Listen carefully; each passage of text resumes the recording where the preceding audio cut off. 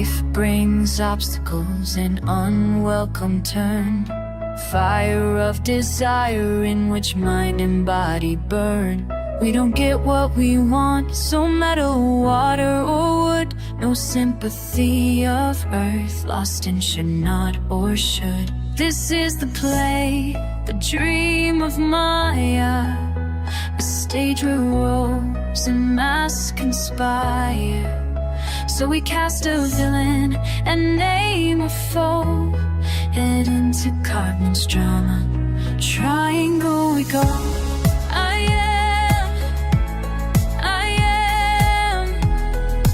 am aware of being aware.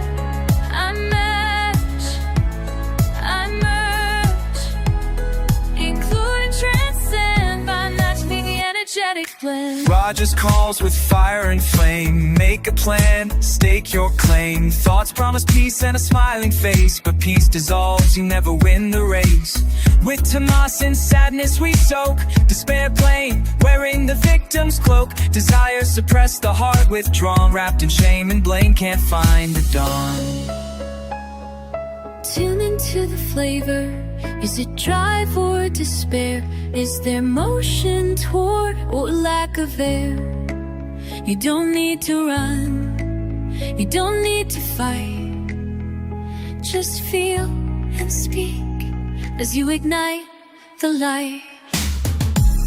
I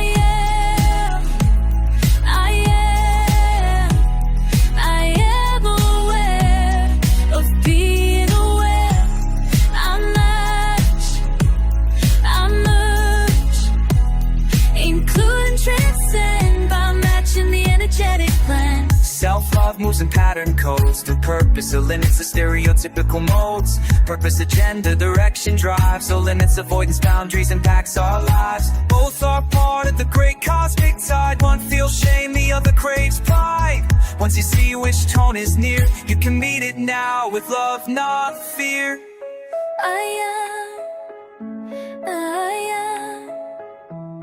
I am aware of being aware. Not trapped, not torn, but lifted through this inner prayer. Match the energy, meet the mind and play. Not to conquer, but feel the sway. Sattva comes when tones align. No more war with thoughts of me and mine. I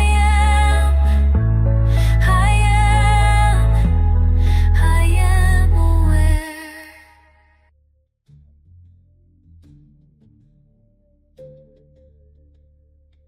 Things not going our way, don't get what we want, so metal, water, or wood.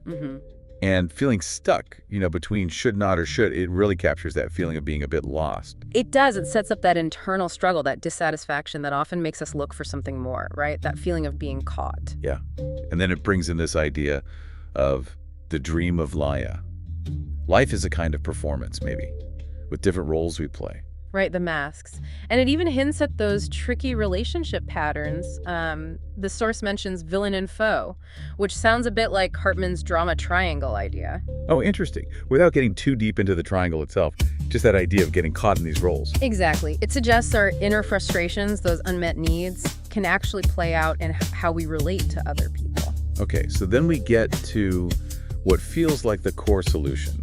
This phrase, I am aware of being aware. That's the key. Followed by match, I merge, include, and transcend by matching the energetic blend. What's that getting at exactly? Well, it seems to be about the power of just noticing, acknowledging whatever state you're in without judging it.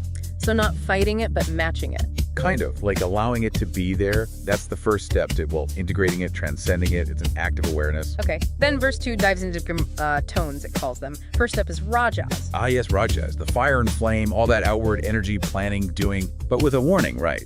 That it can turn into a never-ending race, always chasing something. Precisely. It's that driven energy. It can be useful, obviously, but the text points out it can also be, restless. Seeking validation outside, maybe not finding peace inside.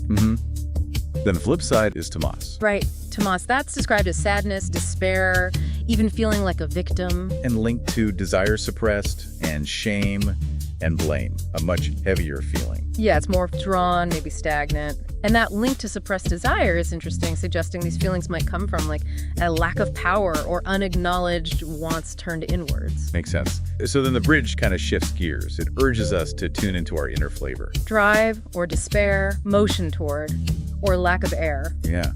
And the message seems powerful. You don't need to run, you don't need to fight, just feel and speak. That feels crucial, moving away from struggle more towards acceptance. And speak probably means acknowledging it internally, right? Yeah. Giving voice to the feeling inside yourself. Giving it space. Okay. Then verse 3 talks about self-love. And how it operates through these patterned codes. Either through purpose and direction, or the opposite, limits and avoidance. Right. And it notes that both patterns, even the seemingly positive ones, can sometimes be driven by shame or pride. So even self-care could have hidden drivers, like avoiding something or trying to look good. Exactly. It's subtle. Recognizing why we're doing something is key to maybe a more genuine self-acceptance, meeting those patterns with love, not fear. Okay, that's deep. Which brings us to the end, the outro, and this idea of sattva. Yes, sattva.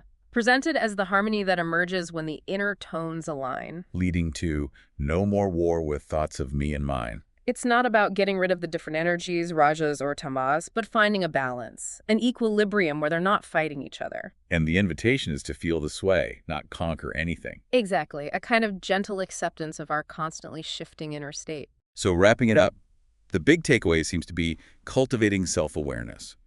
Noticing these internal states, these tones. And meeting them with acceptance, maybe even compassion. Matching the energy, as the text says, instead of battling it. It's about recognizing those different energies within us and just, well, working towards harmony through that awareness. Precisely. Acknowledgement leads to integration. So a final thought maybe for you listening.